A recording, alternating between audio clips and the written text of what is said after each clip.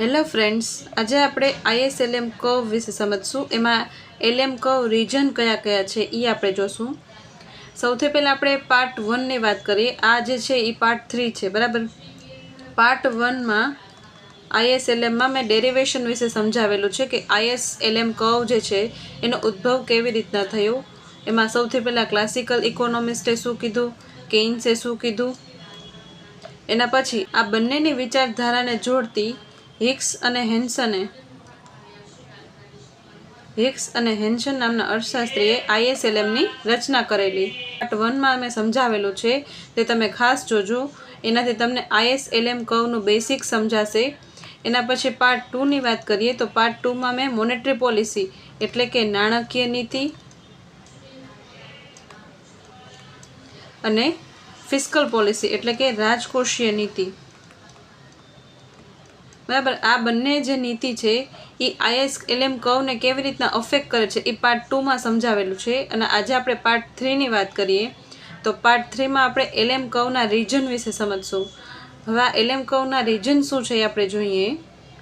આ આકૃતિની વાત કરું તો અહીંયા આકૃતિમાં આ જે છે એ LM કર્વ ડ્રો કરેલો છે, બરાબર. આ LM કર્વ, બે LM કર્વ અહીંયા દોરેલા છે.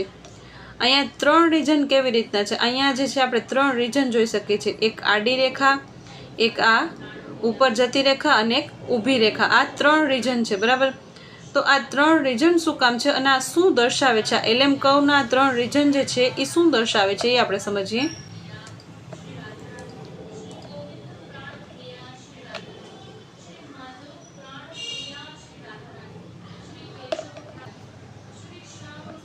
આ LM કર્વના 3 રીજનની વાત કરીએ તો આ 3 રીજન શું કામ છે, તો મની ડિમાન્ડ અને ઇન્ટરેસ્ટ રેટ વચ્ચે સંબંધની તીવ્રતા મુજબ અહીંયા સંબંધ બને છે. તમને એમ થશે કે આ LM કર્વના 3 રીજન શું કામ બન્યા. સૌથી પહેલું રીજન છે એનાને કેન્શિયન રીજન કહેવાય છે અને કેન્સનું રીજન. પછી આ જે છે ઊભી રેખા એને જે છે એને આપણે મોનેટરિસ્ટ અથવા તો એને ઇન્ટરમીડિયેટ રીજન કહેવાશે. અને આ ઊભી રેખા જે છે, ઊભી રેખા એને ક્લાસિકલ રીજન કહેવાશે, બરાબર. ક્લાસિકલ રીજન, બરાબર. તો અહીંયા જે છે કેન્શિયન રીજન શું કામ કહેવામાં આવે છે, આને ઇન્ટરમીડિયેટ અને આને ક્લાસિકલ રીજન કેવી રીતના કહેવામાં આવે છે. તો અહીંયા જે છે એ આપણે LM કર્વના 3 રીજન પાડેલા. તો એ કેવી રીતના, તો મની ડિમાન્ડ અને ઇન્ટરેસ્ટ રેટ વચ્ચેનો સંબંધ, કે આ મની ડિમાન્ડ જે છે અને ઇન્ટરેસ્ટ રેટ વચ્ચેના સંબંધ, એની તીવ્રતા, બરાબર, એના મુજબ આપણે LM કર્વના 3 રીજન બનાવેલા છે. અહીંયા આપણે ઇન્કમ દર્શાવેલી છે, પણ અહીંયા ઇન્ટરેસ્ટ રેટ અને મની ડિમાન્ડ એ કેવી રીતના એકબીજાને અસર કરે છે, બરાબર. આપણે જ્યારે LM કર્વ ડેરિવેશન સમજેલું હતું ત્યારે મની ડિમાન્ડ અને મની સપ્લાયથી આપણે LM કર્વ ડ્રો કરેલું હતું, બરાબર. મની ડિમાન્ડ અને મની સપ્લાય. LM કર્વ જે છે એ ઇન્ટરેસ્ટ રેટ અને ઇન્કમ એની વચ્ચે એની જોડતી કડી કોણ હતું, મની ડિમાન્ડ, બરાબર. તો અહીંયા એ જ મની ડિમાન્ડની વાત કરવામાં આવેલી છે કે મની ડિમાન્ડ અને ઇન્ટરેસ્ટ રેટ વચ્ચેના સંબંધની તીવ્રતા મુજબ અહીંયા LM કર્વ રીજન બને છે. જ્યાં મની ડિમાન્ડ જે છે એ સંપૂર્ણ ઇલાસ્ટિક હશે, બરાબર. સંપૂર્ણ ઇલાસ્ટિક જે છે એને કેન્શિયન રીજન કહેવામાં આવશે. અહીંયા સંપૂર્ણ ઇલાસ્ટિક છે એટલે ઇન્ટરેસ્ટ રેટ જે છે એ મિનિમમ પર આવી ગયો છે. અહીંયા લિક્વિડિટી ટ્રેપની સિચ્યુએશન, મેં લિક્વિડિટી ટ્રેપની સિચ્યુએશન વિશે પણ એક અલગથી વિડીયો બનાવેલો છે, જે તમે જોઈ શકો છો તો તમને વધારે ખ્યાલ આવશે કે આ લિક્વિડિટી ટ્રેપની સિચ્યુએશન જે છે એ ક્યારે થાય છે અને એમાંથી આપણે બહાર આવવું હોય તો કેઇન્સે કયો ઉપાય કીધો છે એ પણ મેં એમાં સમજાવેલું છે, બરાબર. તો અહીંયા જે છે એ કેન્શિયન રીજનમાં શું હશે કે મની ડિમાન્ડ જે છે એ સંપૂર્ણ ઇલાસ્ટિક હોય છે, બરાબર. એટલે અહીંયા ઇન્ટરેસ્ટ રેટ જે છે એ મિનિમમ રેટ ઉપર હોય છે. અહીંયા ઇન્ટરેસ્ટ રેટ જે છે એ વધતો નથી, બરાબર. ઇન્કમ જે છે એ પણ અહીંયા સ્થિર હોય છે અને અહીંયા ઇન્ટરેસ્ટ રેટ જે છે એ પણ સાવ મિનિમમ ઉપર આવી ગયો હોય છે, બરાબર. અહીંયા કેન્શિયન રીજન છે, બરાબર. અને જ્યાં ઇન્ટરેસ્ટ રેટ ઇનઇલાસ્ટિક હશે, અહીંયા ઇન્ટરેસ્ટ રેટ જે છે એ ઇનઇલાસ્ટિક છે, બરાબર. કે ઇન્ટરેસ્ટ રેટ વધશે અથવા તો ઘટશે, બરાબર. તો પણ અહીંયા LM કર્વ જે છે આવી રીતના વર્ટિકલ હોય છે એટલે LM કર્વ ઉપર કોઈ ઇફેક્ટ થશે નહીં, બરાબર. તો LM કર્વ જે છે અહીંયા વર્ટિકલ હોય છે કે ઇન્ટરેસ્ટ રેટથી ઇનઇલાસ્ટિક એટલે ઇન્ટરેસ્ટ રેટ વધશે કે ઘટશે એનો LM કર્વ ઉપર કોઈ પણ પ્રકારની અસર પડશે નહીં. અને આ ઇન્ટરમીડિયેટ રીજનની વાત કરીએ તો આ ક્લાસિકલ રીજન અને કેન્સ રીજનની વચ્ચે જે હોય છે એને ઇન્ટરમીડિયેટ રીજન કહેવાય છે. ઇન્ટરમીડિયેટ રીજનમાં શું થશે કે LM કર્વ જે છે એ અપવર્ડ સ્લોપિંગ હશે, બરાબર. અહીંયા જે છે એ LM કર્વ અપવર્ડ સ્લોપિંગ હશે એટલે આપણે નોર્મલ જે LM કર્વ દોરીએ છીએ આવી રીતના અપવર્ડ સ્લોપિંગ, એવી રીતના અહીંયા LM કર્વ જે છે એ અપવર્ડ સ્લોપિંગ હશે. એટલે અહીંયા ઇન્ટરમીડિયેટ રીજનમાં ફિસ્કલ પોલિસી અને મોનેટરી પોલિસી બંને જે છે ઇફેક્ટિવ હશે. એ આપણે આગળ જોશું કે કયા રીજનમાં કઈ પોલિસી ઇફેક્ટિવ છે. કેન્શિયન રીજનમાં મોનેટરી પોલિસી આવશે કે ફિસ્કલ પોલિસી. મોનેટરીસ અથવા તો એને ઇન્ટરમીડિયેટ રીજન કહેવાય છે આને, કે એ બેયની વચ્ચે આવેલો છે. વચ્ચે આવેલો છે ને એટલે એને ઇન્ટરમીડિયેટ કહેવામાં આવે છે. ઇન્ટરમીડિયેટ એટલે વચ્ચેનું રીજન, બરાબર, કે કેન્સ અને ક્લાસિકલની વચ્ચેનું રીજન, બરાબર. અહીંયા જે છે તમારે આ વસ્તુ ખાસ યાદ રાખવાની કે ક્લાસિકલ રીજન જે છે એમાં LM કર્વ આવી રીતના વર્ટિકલ હશે, કેન્શિયન રીજનમાં હોરિઝોન્ટલ હશે, આડી લાઈન, અને અહીંયા બંનેની વચ્ચે જે રીજન હશે એને ઇન્ટરમીડિયેટ રીજન કહેવામાં આવે છે, બરાબર. આ જે છે ક્લાસિકલ્સ, આ કેન્શિયન રીજન. કેન્શિયન રીજન કયું રીજન હોય છે? જ્યાં લિક્વિડિટી ટ્રેપ હોય છે, બરાબર. હવે આપણે આગળ જોઈએ. સૌથી પહેલાં આપણે કેન્શિયન રીજનની વાત કરીએ જ્યાં લિક્વિડિટી ટ્રેપની સિચ્યુએશન હોય છે, બરાબર. આપણે આ લિક્વિડિટી ટ્રેપ જે છે એ એક વિડીયોમાં સારી રીતે સમજેલું છે, તે તમે ચેનલ પર જઈને જોઈ શકો છો કે આ લિક્વિડિટી ટ્રેપની સિચ્યુએશન જે છે એ મંદીમાં આવે છે, બરાબર, કે મંદીની સિચ્યુએશન હશે અર્થતંત્રમાં ત્યારે લિક્વિડિટી ટ્રેપની સિચ્યુએશન સર્જાય છે. અને જ્યારે આ સિચ્યુએશન આવે ત્યારે મોનેટરી પોલિસી કામ કરતી નથી, ત્યારે આપણે જરૂર પડે છે ફિસ્કલ પોલિસીની, એટલે કે ગવર્મેન્ટની, બરાબર. કેન્સે કીધું હતું કે dig the pit and fill the pit, એટલે કે ખાડો ખોદો ને ભરો.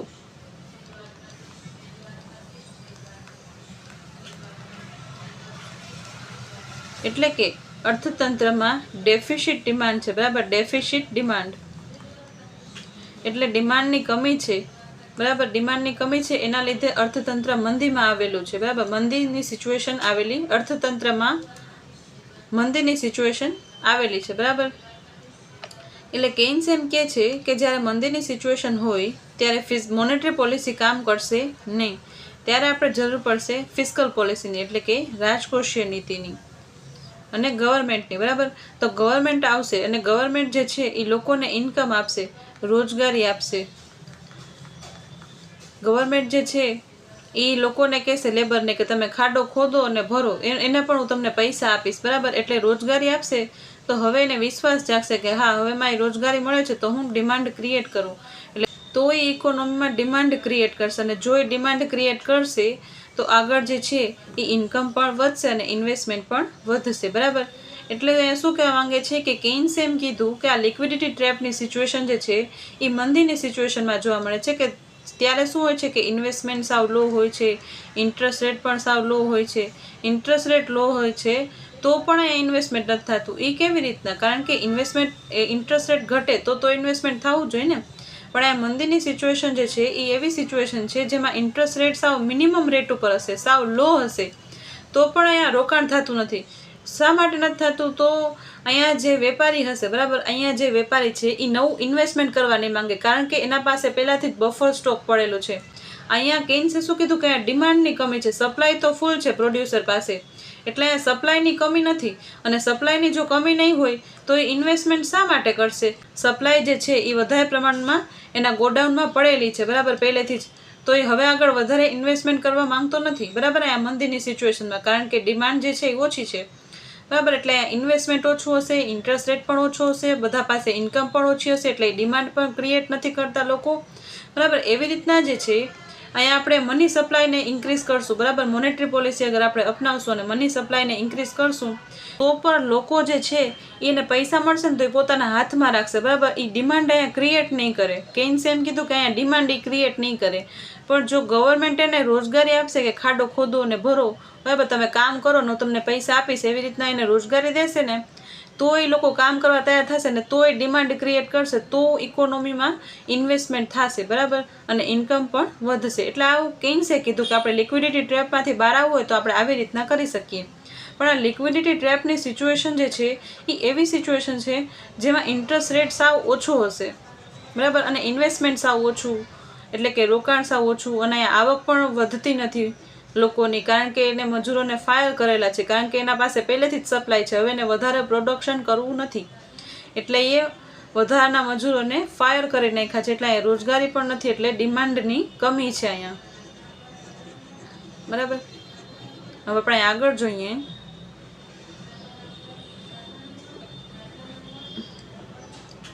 બરાબર, અહીંયા પણ એ જ કીધેલું છે કે વ્યાજનો દર જે છે એ ખૂબ જ નીચો છે. અહીંયા તમે આકૃતિમાં પણ જોઈ શકો છો કે અહીં વ્યાજનો દર જે છે એ મિનિમમ, એટલે કે સાવ નીચો છે. આને કેન્શિયન રીઝન કહેવામાં આવે છે.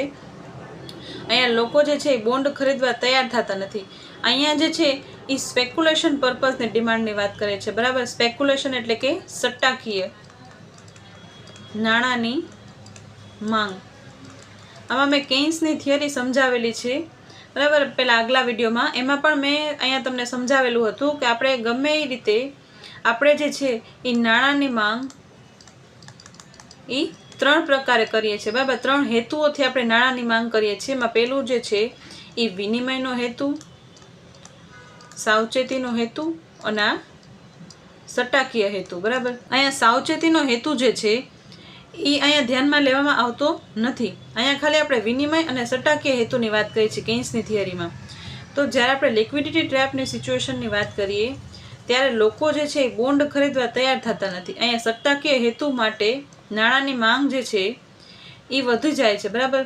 અહીંયા ઇન્ટરેસ્ટ રેટ જે છે એ ખૂબ નીચા છે, એટલે અહીંયા મની ડિમાન્ડ જે છે એ વધી જાય છે.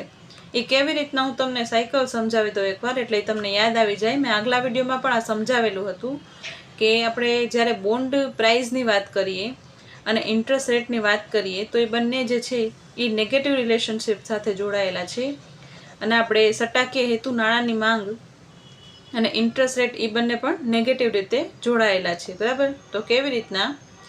તો ધારો કે હવે અહીંયા ઇન્ટરેસ્ટ રેટ જે છે એ સાવ ઓછું છે, બરાબર. ઇન્ટરેસ્ટ રેટ ઓછું છે તો અહીંયા બોન્ડ પ્રાઇસ પણ વધારે હશે ને, બરાબર. આ બંને વચ્ચે નેગેટિવ રિલેશનશિપ છે. આ મેં તમને સમજાવેલું હતું કે કેવી રીતના. તો પણ અહીંયા એકવાર આપણે સમજી લઈએ, બરાબર. આપણે એક્ઝામ્પલ સાથે સમજીએ. કોઈ પણ સરકારી બોન્ડ જે છે એ 100 રૂપિયાનું છે, બરાબર, અને અહીંયા આપણે એ 10% વ્યાજ આપે છે, બરાબર. આ જે છે એ 0 કૂપન બોન્ડ હોય છે, એટલે અગર આપણે 10% વ્યાજ મળવાનું હોય તો હાલમાં અત્યારે આપણે 90 રૂપિયામાં મળે છે, પછી એના મેચ્યોરિટી પીરિયડ પછી આપણે એના 100 રૂપિયા મળે છે, એટલે આપણે 10% ઇન્ટરેસ્ટ મળ્યું કહેવાય ને એમાં, કે આપણે અત્યારે ખરીદ્યું 90 રૂપિયામાં પણ આપણે 100 રૂપિયા મળ્યા, બરાબર. હવે ધારો કે અહીંયા ઇન્ટરેસ્ટ રેટ જે છે એ વધી જાય, 11% ઇન્ટરેસ્ટ રેટ થઈ જશે, બરાબર. તો શું થશે કે અહીંયા પ્રાઇસ, બોન્ડની પ્રાઇસ જે છે એ કેટલી થઈ જશે? અહીંયા 100માંથી 11 આપણે બાદ કરીએ તો 89 રૂપિયા, બરાબર. એટલે અહીંયા ઇન્ટરેસ્ટ રેટ વધશે તો અહીંયા પ્રાઇસ જે છે એ ઘટશે, બરાબર. અને આપણે હવે ઇન્ટરેસ્ટ રેટ અગર ઘટશે, બરાબર, એટલે આપણે અહીંયા 8% ઇન્ટરેસ્ટ રેટ કરીએ, બરાબર, તો બોન્ડ પ્રાઇસ જે છે એ વધી જશે. 90 નહીં રહે પણ 92 રૂપિયા બોન્ડ પ્રાઇસ થઈ જશે, બરાબર. એટલે કે જેમ બોન્ડનો પ્રાઇસ વધશે એમ ઇન્ટરેસ્ટ રેટ જે છે એ ઘટશે, અને એમ જેમ જેમ ઇન્ટરેસ્ટ રેટ વધશે, અહીંયા 11% છે ની જગ્યાએ 12% આપણે ઇન્ટરેસ્ટ રેટ મળશે, 15% ઇન્ટરેસ્ટ રેટ મળશે, તો આ બોન્ડની પ્રાઇસ જે છે એ ઘટી જશે ને, 100માંથી આપણે માઇનસ કરી નાખવાનું, બરાબર. એટલે ગવર્મેન્ટના જે બોન્ડ હશે એની પ્રાઇસ અગર 100 રૂપિયા છે ને આપણે ઇન્ટરેસ્ટ રેટ 10% મળવાનું છે, બરાબર, તો હાલની પ્રાઇસ એની 90 રૂપિયા હશે, પણ જ્યારે એનો મેચ્યોરિટી પીરિયડ થશે ત્યારે આપણે 100 રૂપિયા મળશે, બરાબર. એવી રીતના હોય છે. એટલે અહીંયા ઇન્ટરેસ્ટ રેટ અને બોન્ડ પ્રાઇસ જે છે એ બંને નેગેટિવ રિલેશનશિપ સાથે જોડાયેલા છે, કે એ બંને અલગ અલગ દિશામાં વધે છે, બરાબર. કે જ્યારે બોન્ડ પ્રાઇસ વધશે ત્યારે ઇન્ટરેસ્ટ રેટ ઘટે છે, બરાબર. હવે આપણે વાત કરીએ કે ઇન્ટરેસ્ટ રેટ અને સ્પેક્યુલેટિવ પર્પસની મની ડિમાન્ડ એ બંને પણ ઋણાત્મક રીતે જોડાયેલા છે. ઇન્ટરેસ્ટ રેટ અને સ્પેક્યુલેટિવ એટલે કે સટ્ટાકીય હેતુની નાણાંની માંગ જે છે એ પણ ઋણાત્મક રીતે જોડાયેલા છે, એટલે કે ઇન્ટરેસ્ટ રેટ વધશે તો આપણે મની ડિમાન્ડ ઘટાડી દઈશું, અને ઇન્ટરેસ્ટ રેટ ઘટશે તો આપણે મની ડિમાન્ડ વધારી દઈશું. બરાબર. તો કેવી રીતના? તો હવે અહીંયા ઇન્ટરેસ્ટ રેટ વધે છે તો લોકો શું કરશે કે એને વધારે ઇન્ટરેસ્ટ રેટ મળે છે ને, તો અહીંયા શેર ખરીદવા માંગશે, બોન્ડ ખરીદવા માંગશે. બરાબર. તો અહીંયા એની મની ડિમાન્ડ જે છે, સ્પેક્યુલેશન પર્પઝ માટેની મની ડિમાન્ડ, બરાબર, એટલે સટ્ટાકીય હેતુ માટે નાણાંની માંગ જે છે એ ઓછી થઈ જશે, કારણ કે એ શું કરે છે, ઇન્વેસ્ટ કરી નાખશે, પૈસા જે છે એ ઇન્વેસ્ટ કરી નાખશે. એટલે રોકડ સ્વરૂપે જે સટ્ટાકીય હેતુ માટે નાણાં રાખેલા છે, બરાબર, આપણે રોકડ રકમ જે રાખેલી છે નાણાં માટે એ ઘટી જશે અને આપણે અહીંયા ઇન્વેસ્ટ કરી નાખશું. બરાબર. એટલે સ્પેક્યુલેશન પર્પઝની મની ડિમાન્ડ અહીંયા ઘટી જશે, આપણે ઇન્ટરેસ્ટ રેટ વધશે તો. અને જો ઇન્ટરેસ્ટ રેટ ઘટે છે, બરાબર, ઇન્ટરેસ્ટ રેટ ઘટ્યો તો હવે શું થયું કે એના આ શેરમાં કે બોન્ડમાં ઇન્વેસ્ટ કરવાથી કોઈ ફાયદો નથી, એટલે આ સટ્ટાકીય હેતુની નાણાંની માંગ જે છે એ વધી જશે, એટલે એ રોકડ જે છે એ પોતાની પાસે વધારે રાખે છે. બરાબર. આવી રીતના બંને જે છે એ ઋણાત્મક રીતે સંબંધિત હોય છે. બરાબર. હવે આપણે આગળ વાત કરીએ.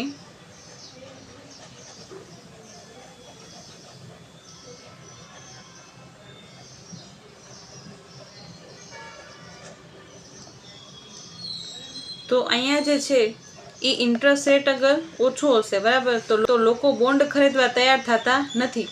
અહીંયા બોન્ડ પ્રાઇસ જે છે એ વધારે હશે ને, કારણ કે ઇન્ટરેસ્ટ રેટ ઓછું છે તો એની બોન્ડ પ્રાઇસ વધારે હશે, એટલે લોકો બોન્ડ ખરીદવા તૈયાર થતા નથી. લોકો બધા જ પૈસા કેશ સ્વરૂપે પોતાની પાસે રાખે છે, કારણ કે અહીંયા ઇન્વેસ્ટ કરવાથી એને કોઈ ફાયદો નથી, કારણ કે ઇન્ટરેસ્ટ રેટ ઓછું છે. એટલે મની ડિમાન્ડ એ સંપૂર્ણપણે ઇલાસ્ટિક બની જાય છે. અહીંયા આવી રીતના આડી રેખા એટલે સંપૂર્ણપણે ઇલાસ્ટિક બની જાય છે, અને એલએમ કર્વ જે છે એ હોરિઝોન્ટલ એટલે કે સમતલ બની જાય છે. અહીંયા એક્સ એક્સિસને સમાંતર અહીંયા એલએમ કર્વ બની જાય છે. બરાબર. હવે આપણે આગળ જોઈએ.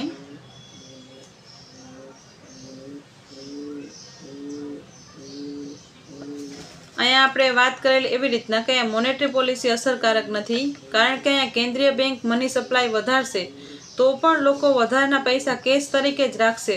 અહીંયા વ્યાજનો દર જે છે હવે વધારે ઘટાડી શકાશે નહીં, અને આ ઇન્વેસ્ટમેન્ટ પણ વધતું નથી, કારણ કે અહીંયા મંદીની સિચ્યુએશન છે. લિક્વિડિટી ટ્રેપ એટલે મંદીની સિચ્યુએશન. બરાબર.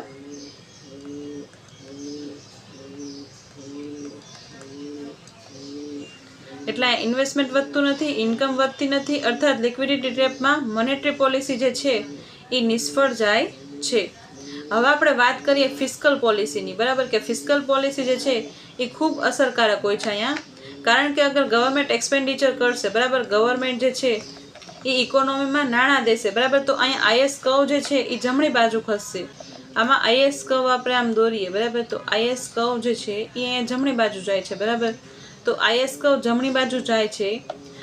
બરાબર. તો અહીંયા જે છે એ આપણે વાત કરી હતી કે આઈએસ કર્વ જે છે એ ક્યારે શિફ્ટ થાય છે. બરાબર. તો ગવર્મેન્ટ સ્પેન્ડિંગ એટલે આ ઓટોનોમસ સ્પેન્ડિંગ જ્યારે વધશે, ચાહે ગવર્મેન્ટ હોય ચાહે ઇન્વેસ્ટમેન્ટ ઓટોનોમસ વધશે અથવા તો એગ્રીગેટ ડિમાન્ડ વધશે, આ ત્રણેય વધવાથી આઈએસ કર્વ જે છે એ જમણી બાજુ ખસે છે. આ મેં તમને આગલા લેક્ચરમાં બહુ સારી રીતે સમજાવેલું છે, તે તમે જોઈ શકો છો કે આઈએસ કર્વ ક્યારે શિફ્ટ થાય છે, આઈએસ કર્વમાં ક્યારે મૂવમેન્ટ્સ થાય છે, એટલે કેવી રીતના આઈએસ કર્વના બિંદુઓ ખસે છે. બરાબર, એને મૂવમેન્ટ્સ કહેવાશે. પણ આઈએસ કર્વ ક્યારે આગળની તરફ જાય છે, ક્યારે પાછળની તરફ જાય છે, એ પણ મેં તમને સમજાવેલું છે. અને અહીંયા જે છે ગવર્મેન્ટ સ્પેન્ડિંગ વધે છે, અને સ્પેન્ડિંગ જે છે એ ઓટોનોમસ પાર્ટમાં આવે છે, એટલે કે સ્વાયત્ત ખર્ચમાં આવે છે. તો અહીંયા સ્વાયત્ત ખર્ચ વધશે તો આઈએસ કર્વ જે છે એ જમણી બાજુ ખસે છે. એ જમણી બાજુ ખસશે એટલે અહીંયા શું થશે, ઇન્કમ જે છે એ વધી જાય છે અહીંયા. બરાબર, આપણી ઇન્કમ જે વધશે, ઇન્કમ વધશે અને અહીંયા વ્યાજનો દર વધતો નથી. અહીંયા ઇન્ટરેસ્ટ રેટ જે છે એ સમાન દરે હોય છે, અહીંયા ઇન્ટરેસ્ટ રેટ વધતો નથી, અને અહીંયા ઇન્કમ જે છે એટલે રોજગારી અહીંયા વધી જાય છે. અને આ જે છે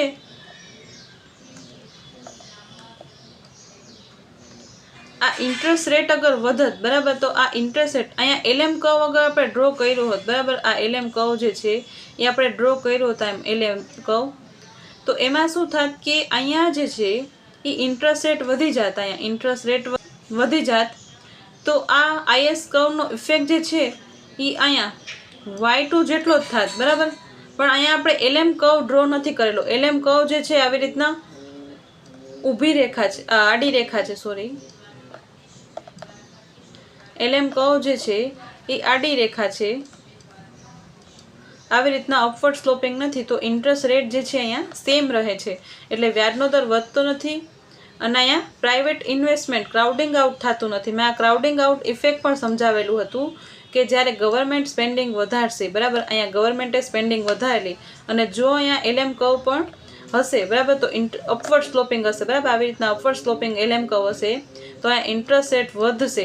ઇન્ટરેસ્ટ રેટ વધશે તો આટલી ઇફેક્ટ જે છે એ ઓછી થશે, બરાબર. તો ઇન્ટરેસ્ટ રેટ વધ્યો એના લીધે આપણે અહીંયા જવાનું હતું, એની જગ્યાએ આપણે આમ પાછળ આવી ગયા થોડાક. અહીંયા LM કર્વને જ્યાં IS કર્વ છે દે, બરાબર, ત્યાં જ ઇક્વિલિબ્રિયમ પોઈન્ટ હોય ને, એટલે આપણું ઇક્વિલિબ્રિયમ પોઈન્ટ જે છે એ આની જગ્યાએ અહીંયા થઈ જશે. તો LM કર્વ ઉપર IS કર્વની અસર જે છે એ y2 જેટલી થશે. તો ગવર્મેન્ટ સ્પેન્ડિંગ વધેલું એના લીધે ઇન્ટરેસ્ટ રેટ અગર વધશે તો અહીંયા પ્રાઇવેટ ઇન્વેસ્ટમેન્ટ જે છે એ ઓછું થઈ જશે, બરાબર. એને લીધે અસર જે છે એ ઓછી થશે અને અહીંયા ક્રાઉડિંગ આઉટ ઇફેક્ટ થશે. પણ અહીંયા આપણે કેન્શિયન રીજનની વાત કરીએ જ્યાં LM કર્વ આડી રેખા છે, અહીંયા ક્રાઉડિંગ આઉટ થતું નથી, એટલે પૂરેપૂરી ઇન્કમ અહીંયા વધે છે. રોજગારી વધશે, ઇન્વેસ્ટમેન્ટ વધશે, બરાબર. એવી રીતના અહીંયા IS કર્વ જમણી તરફ શિફ્ટ થાય છે અને આવકમાં મોટો વધારો થાય છે, બરાબર. એટલે આપણે જ્યારે કેન્શિયન રીજનની વાત કરીએ જે આવી રીતના આડી રેખા હોય છે, LM કર્વ જે છે આવી રીતના આડી રેખા હશે, ત્યારે મોનેટરી પોલિસી એટલે કે નાણાકીય નીતિ એ નિષ્ફળ જાય છે અને ફિસ્કલ પોલિસી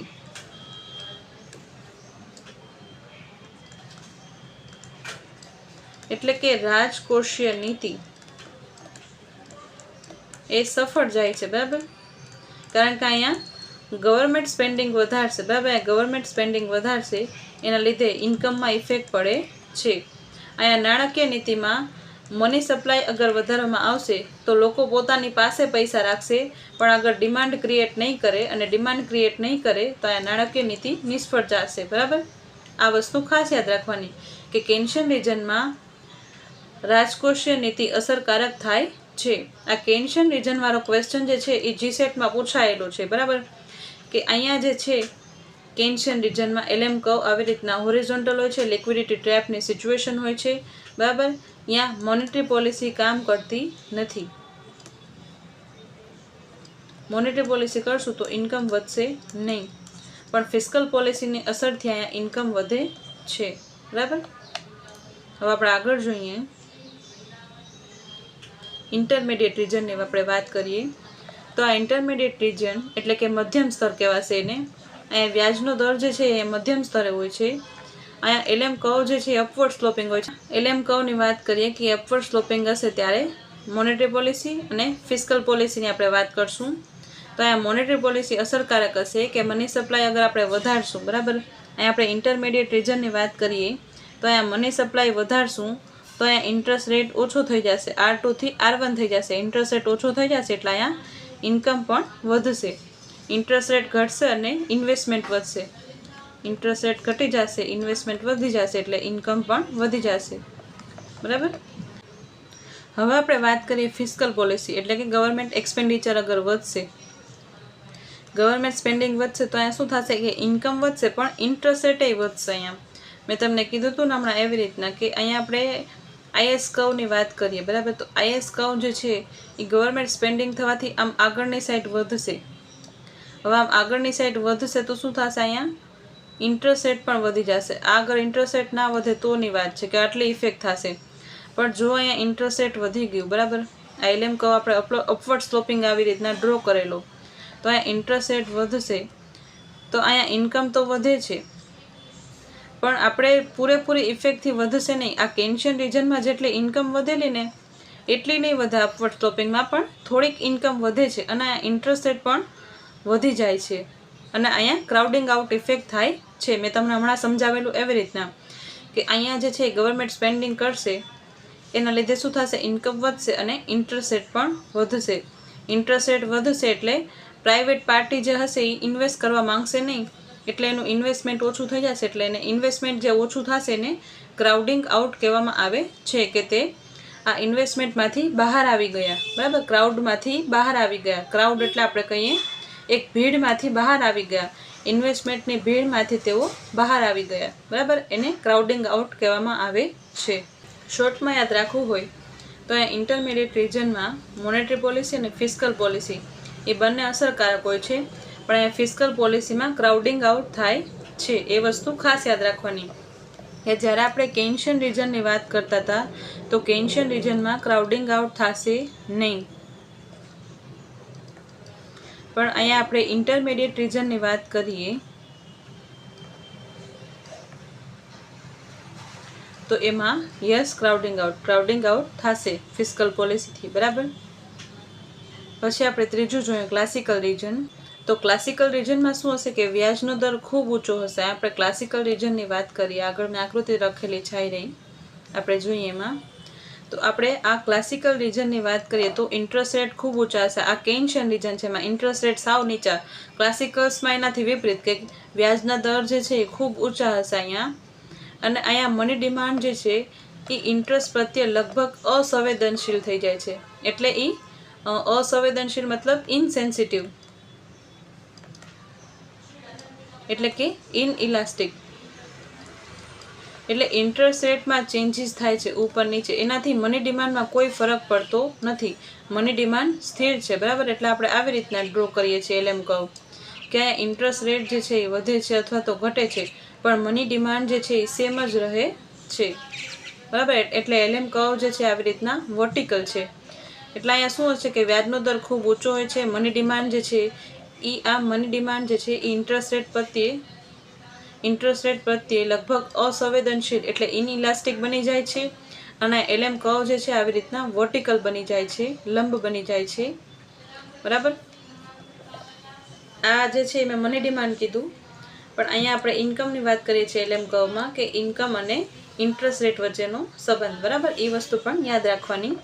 અહીંયા મોનેટરી પોલિસીની વાત કરીએ તો ક્લાસિકલ રિજનમાં મોનેટરી પોલિસી ઇફેક્ટિવ થશે, બરાબર.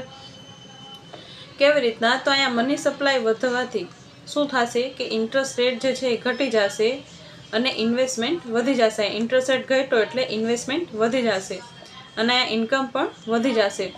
હવે આપણે આ LM કર્વની વાત કરીએ, બરાબર. તો અહીંયા જે છે આપણે LM કર્વમાં શિફ્ટ ક્યારે થશે આપણે જોયું હતું. તો મની સપ્લાય અગર આપણે ઇન્ક્રીઝ કરશું તો આ LM કર્વ જે છે આમ આગળની તરફ ખસે છે, બરાબર. અહીંયા તમે મની ડિમાન્ડની જગ્યાએ ઇન્કમ ધારી લ્યો, બરાબર, કે અહીંયા ઇન્કમ છે. મની સપ્લાય વધવાથી શું થયું કે LM કર્વ જે છે એ રાઈટ તરફ શિફ્ટ થયો, બરાબર, જમણી બાજુ ખસે છે. અને જમણી બાજુ ખસેલો એનો મતલબ શું છે કે અહીંયા ઇન્કમ જે છે એ વધી જાય છે, બરાબર. એટલે ઇન્કમ વધશે એટલે મોનેટરી પોલિસી ઇફેક્ટિવ હશે. જ્યારે ઇન્ટરેસ્ટ રેટમાં ચેન્જીસ થવાથી ઇન્કમ અગર વધશે એનો મતલબ એ પોલિસી ઇફેક્ટિવ છે એમ આપણે કહી શકીએ, બરાબર. જેમ કે આપણે કેન્શિયન રિજનમાં જોયું કે કેન્શિયન રિજનમાં જે છે એ આવી રીતના IS હશે અને LM કર્વ જે છે આવી રીતના આડી રેખા હશે, આડી રેખા, ત્યારે ઇન્કમ વધશે તો એ ફિસ્કલ પોલિસી ઇફેક્ટિવ. અને અહીંયા LM કર્વ જ્યારે વર્ટિકલ હોય ત્યારે આગળ મની સપ્લાય ઇન્ક્રીઝ કરવાથી અહીંયા આપણી ઇન્કમ જે છે એ વધે છે, એટલે અહીંયા મોનેટરી પોલિસી ઇફેક્ટિવ છે, બરાબર.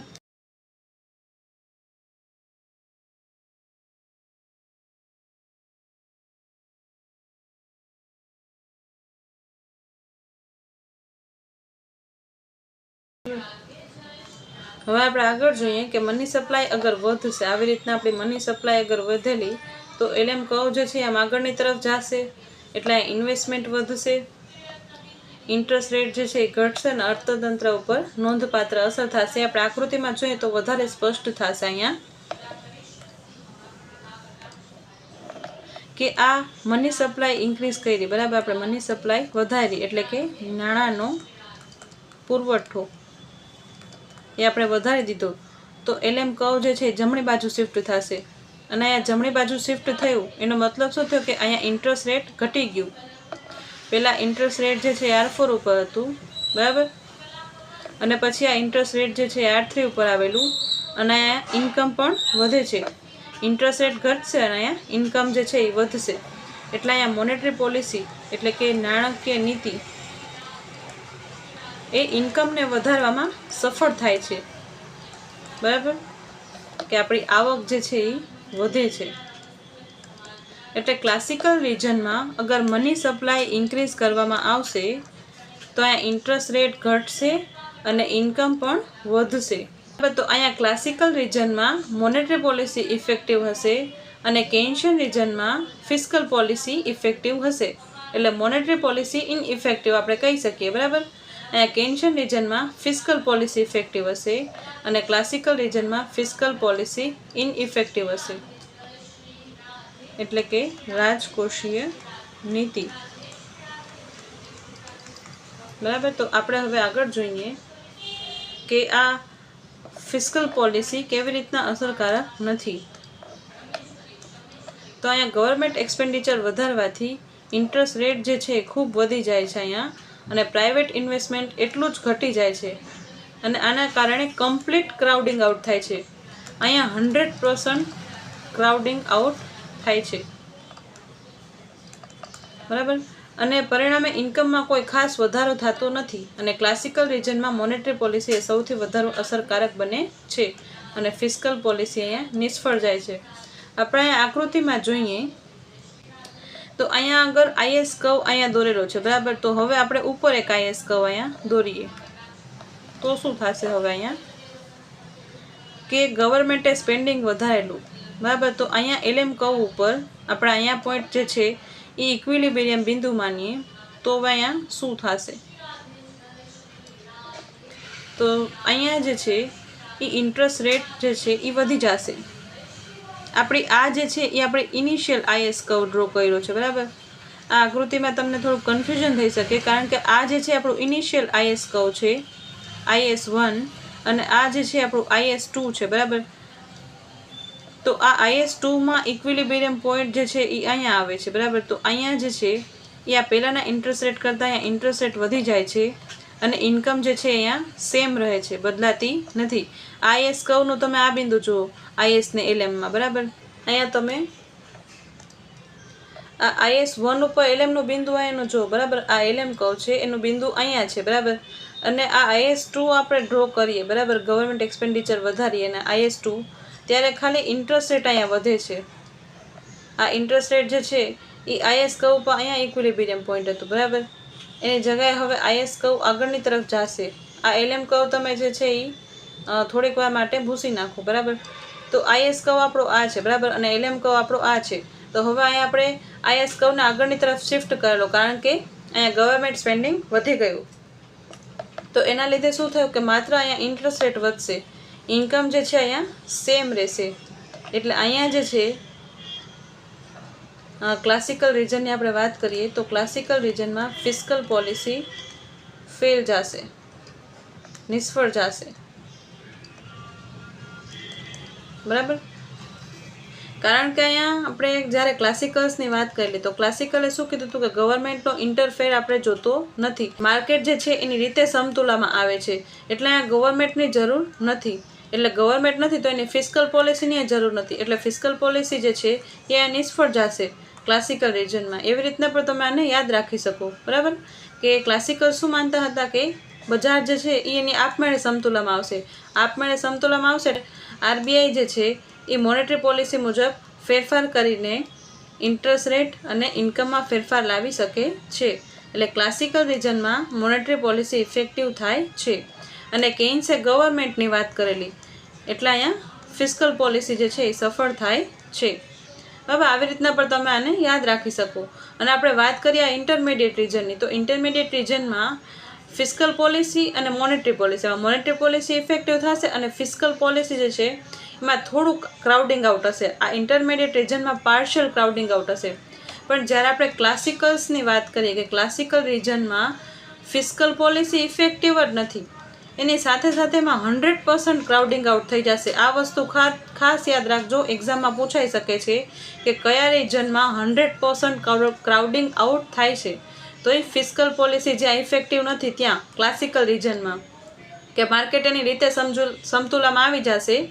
અને જો અહીંયા ગવર્મેન્ટને આપણે ઇન્ટરફેર કરાવ્યો, ગવર્મેન્ટનું એક્સપેન્ડિચર વધારેલું, તો અહીંયા ક્રાઉડિંગ આઉટ એટલે પ્રાઇવેટ ઇન્વેસ્ટમેન્ટ જે છે એ ઓછું થઈ જશે, કારણ કે અહીંયા ઇન્ટરેસ્ટ રેટ જે છે એ વધી જાય છે ગવર્મેન્ટના લીધે. બરાબર, આ વસ્તુ જે છે એ ખાસ યાદ રાખવાનું. એક્ઝામમાં પૂછાય તો તમે લખી શકો કે ક્લાસિકલ રિજનમાં 100% ક્રાઉડિંગ આઉટ થાય છે. અને ઇન્ટરમીડિયેટ રિજનની આપણે વાત કરીએ તો ઇન્ટરમીડિયેટ રિજનમાં પણ થોડું ઘણું ક્રાઉડિંગ આઉટ થાય છે. બરાબર, તો આપણે અહીંયા યાદ રાખવાની ટ્રીક જોઈ લઈએ કે કેન્શિયન રિજન જે છે એને હોરિઝોન્ટલ એલએમ એટલે આવી રીતના આડી રેખા. કેન્સને તમારે આવી રીતના યાદ રાખવાનું કે એનો એલએમ કર્વ જે છે લિક્વિડિટી ટ્રેપ.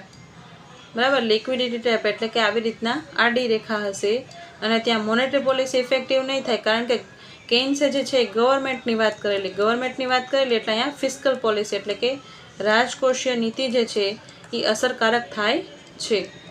અને આપણે વાત કરીએ ઇન્ટરમીડિયેટ રિજનની, જ્યાં આવી રીતના અપવર્ડ સ્લોપિંગ એલએમ કર્વ હશે, ત્યાં મોનેટરી પોલિસી અને ફિસ્કલ પોલિસી બંને ઇફેક્ટિવ હશે, પણ અહીંયા થોડું ક્રાઉડિંગ આઉટ થશે.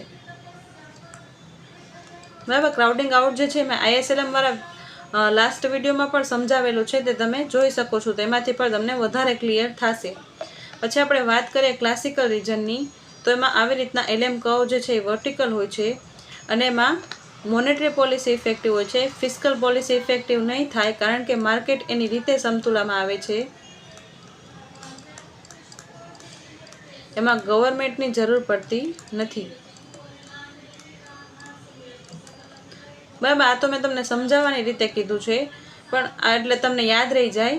પણ અહીંયા ફિસ્કલ પોલિસી ઇફેક્ટિવ શા માટે નથી કે અહીંયા ગવર્મેન્ટ અગર સ્પેન્ડિંગ કરશે એના લીધે જે છે એ ઇન્ટરેસ્ટ રેટ વધી જશે અને પ્રાઇવેટ ઇન્વેસ્ટમેન્ટ સાવ ઓછું થઈ જશે, એટલે 100% ક્રાઉડિંગ આઉટ થઈ જશે.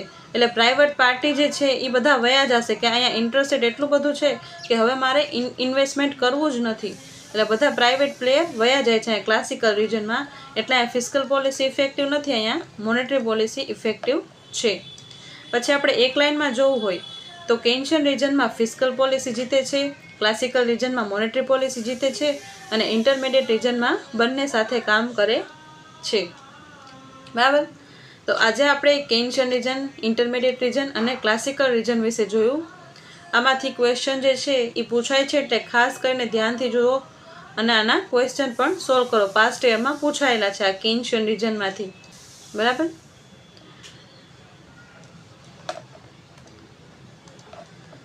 તો આજ માટે આટલું જ રાખીએ. Thank you so much for watching. અને તમે ટેલિગ્રામ ગ્રુપ જોઈન ના કરેલું હોય તો જોઈન કરી લેજો, તેમાં પણ હું ક્વિઝ મૂકીશ. બરાબર, અને PYQ ક્વેશ્ચન પણ અપલોડ કરું છું, એમાં તમે એના પણ જવાબ આપી શકો છો. અને જો તમને વિડીયો પસંદ આવ્યો હોય તો લાઈક કરજો, તમારા મિત્રો સાથે શેર કરજો અને ચેનલને સબસ્ક્રાઈબ કરજો. Happy learning, keep growing and thank you so much for watching.